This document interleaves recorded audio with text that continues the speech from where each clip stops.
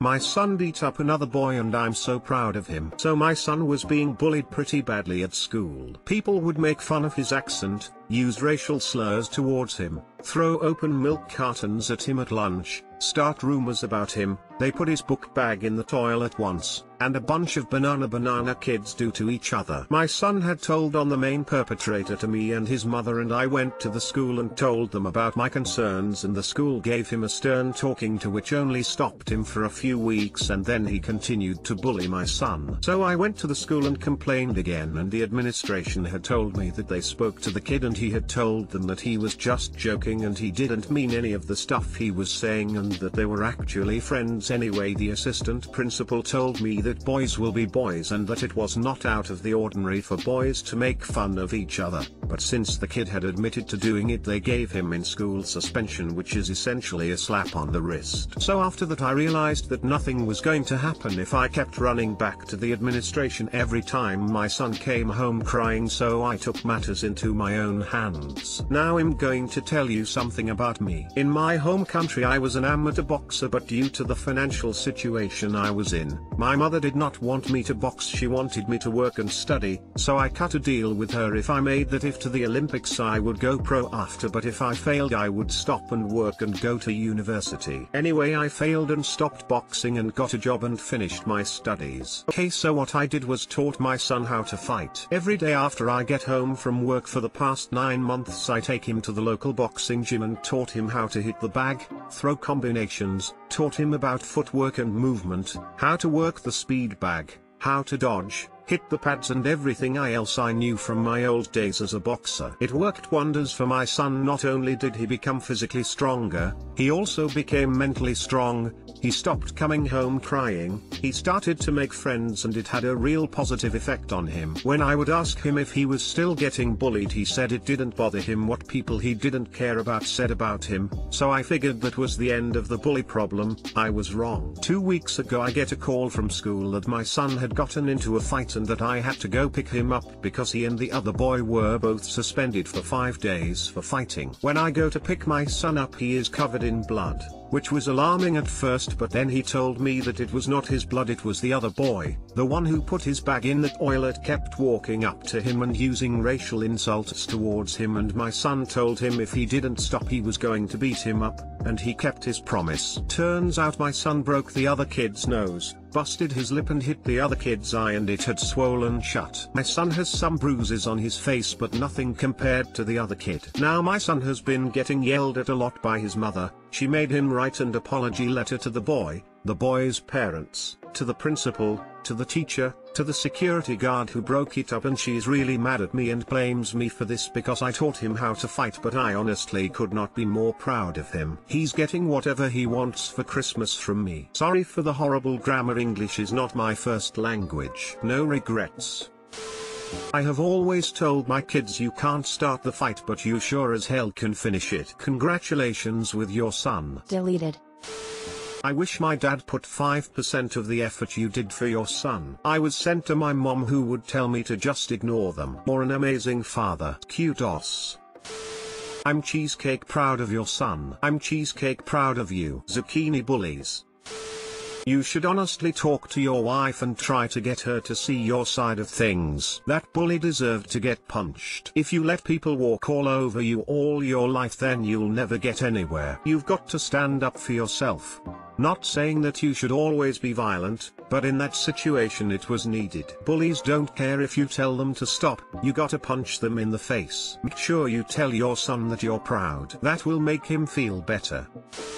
The same thing happened to me when I was 6. A kid was picking on me and just wouldn't stop. My stepdad taught me how to throw a punch after I came home crying multiple times after the kid would shove and pull my hair. I'm a girl and the kid was a boy, and I guess I was an easy target. Anywho, we were getting off the bus and he shoved me, so I hauled off and punched him like dad showed me. The kid laughed until he felt the stream or blood run down from his nose and burst into tears. I bolted. I was freaked out. As I ran up to my apartment, dad opened the door and was absolutely beaming. He was so proud. Nothing came of it. it. I don't think his mom even came to talk to my parents. His older brother told me he wouldn't have cried, but he seen blood and had a meltdown. He said his mom asked him what happened and he told her the truth about bullying me. She said he deserved it. Good for your kid.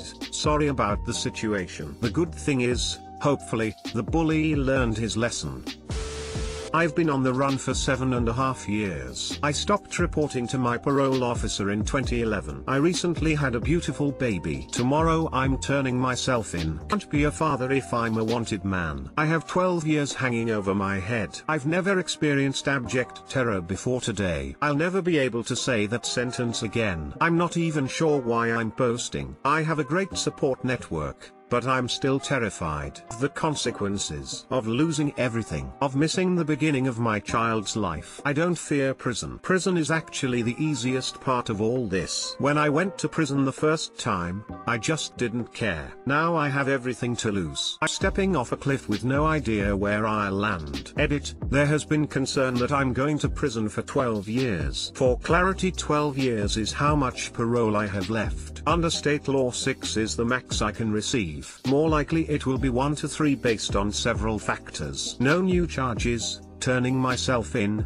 new child. I commented this but wanted to post it up top so people would see them. Jesus Christ, on a motorbike. I didn't expect this to blow up the way it did. First, I want to address the "you deserve what you get and you're a terrible person" crowd. Trust me, I'm more aware of those facts than you could ever be. I was a coward. Till I walk through those doors tomorrow, I still am a coward. I am a piece of cheesecake. But with the family and friends I have on my side, I won't be for long. For all the folks wishing me luck, sending me messages, and generally showing empathy to a man undeserving, thank you from every piece of my heart. Sometimes the internet's not such a bad place. As for updates, my brother has expressed that he is willing to post them from this account over the next few weeks as the process works itself out. So it won't be me directly, but they'll be here. Finally, to answer a couple common questions. 1. How did you make it 7 years? I didn't break the law, kept my head down, and was, for all intents and purposes, barring the absconding, a model citizen. No one ever had a reason to question me. 2. Why not stay on the run?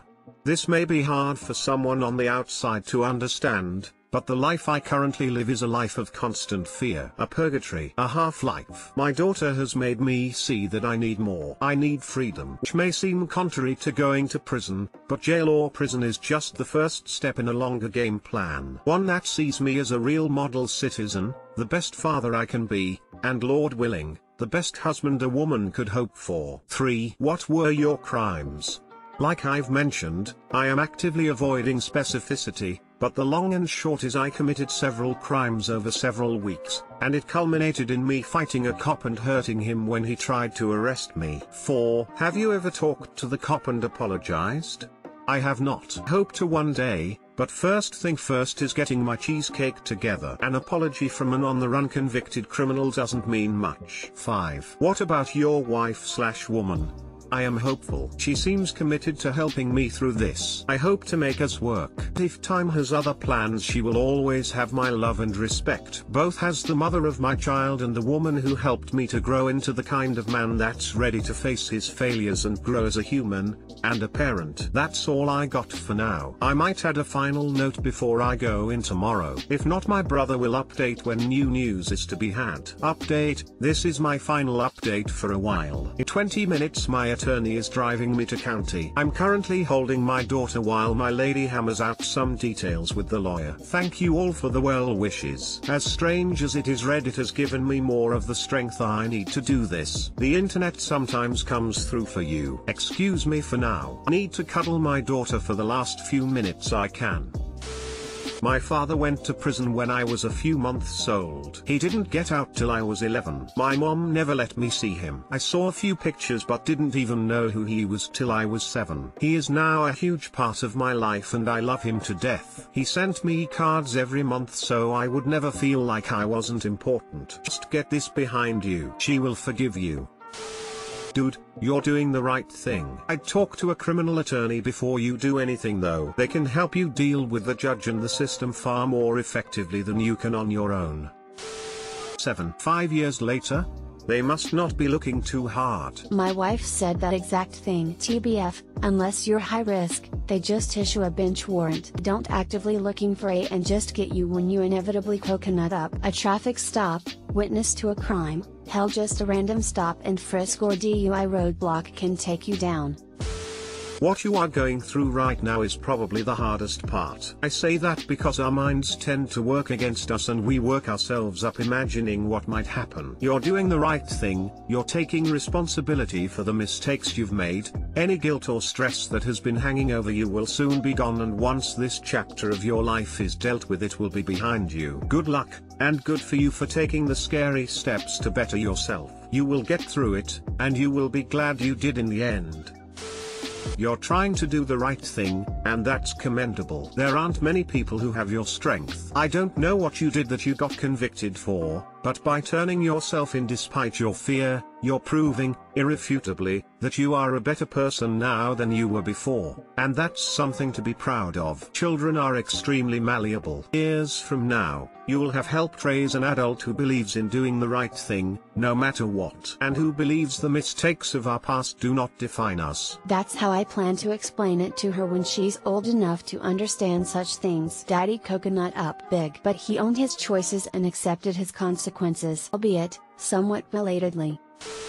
I regret having my child throw away for obvious reasons. I was married for 15 years to my high school sweetheart. We had two beautiful kids, 13 and 9. For many reasons, we divorced. Skip to me starting to date again a year later. I meet an amazing woman almost right away. First month of dating again. We have a ton in common. We fall in love very quickly. She tells me early on that she wants kids. I had never wanted more kids. 2 was more than enough for me. I had even made an appointment to get snipped later that year. But this woman is perfect for me, and having kids is a deal breaker for her. So I decide I could do this all again. For her, for us. I'm approaching 40 when we finally start trying. Due to some health complications, she's over 35, and has high blood pressure. We ended up having to do IVF. Worked, and we were pregnant soon afterwards. But our son was born prematurely. They warned us this was a possibility due to her age/health. He had to stay in the NICU for 3 months. My new wife developed postpartum due to the stress. We found out our son had cerebral palsy, milder form, but he had it. Our world shifted from being a happy couple with a new baby to a depressed and stressed couple dealing with a child that has a lifelong disability. This is not how I perceived my second chance at happiness was going to be. I won't leave my wife, and I will love and take care of our son forever. But not a day goes by where I don't regret my decision to have more kids. I should have listened to my gut from the beginning and called off the relationship early on. He wanted kids, and I didn't. But I did this for her. Now I'm depressed, financially strained, and my future isn't the relaxing one I pictured. I can never tell my wife this, of course, and I feel bad even writing this to you, all of you, but I just needed to get it out. Thank you for the gold. I'm humbled. Hi. I have mild cerebral palsy. I'm 40 and married. I had a very successful career in commission sales before committing to stay home to raise my twins. No C-section. If part of your regret is your concern for this baby and their quality of life, please know a normal life is totally available. Just in case you didn't know, any new parent can get postpartum depression. It's not solely reserved for the mothers. What you wrote sounds reasonable and introspective, and I'm not sure you're going through PPD, but just in case you think you might be, PPD could be a contributing or compounding factor for the feelings you have. On top of that, parents and caregivers of kids with special needs are 3x more likely to suffer from anxiety and/or depression. I think you're onto something. Hopefully OP can reach out to a mental health professional and get help. Rough one. May you find tranquility and peace with it. Lemons and lemonade, etc. That's what I'm trying to do. It's really the only option. I understand this. I'm younger, but I didn't plan on having children until I met my husband. We tried for 7 months and got pregnant with Momo identical twins. Sadly, we had trap sequence. I was growing 2 babies, but only one was alive. The second baby kept growing even though she passed away. It's stupid rare. I spent 59 days in antepartum. My living was premature and spent 1 month in NICU and 2 weeks in PICU. She doesn't have CP, but she had many respiratory issues and sleep disorders that take a huge toll on us. We were in our 20s. Having a baby should have been easy. I'm still envious of friends who have textbook pregnancies. Mourn the fact I lost her twin who should look just like her every day. I shuffle from Dr. Apt to Dr. Apt. She has surgery in 6 days, and it's constant worry. I love her so much, and I wouldn't change a thing. However, I do contemplate how easy my life would be if I'd never had her. I feel awful thinking it. Just awful. 'Cause I love her and I love my husband. I'll never shake the emotional trauma of nearly 5 months in isolation. Laying in a bed for 60 days with almost no human interaction and being left alone with your thoughts is one of the scariest banana things ever. A part of me died. I hope you can find solace and happiness in your situation. Being the parent of a preemie is never easy. Hugs.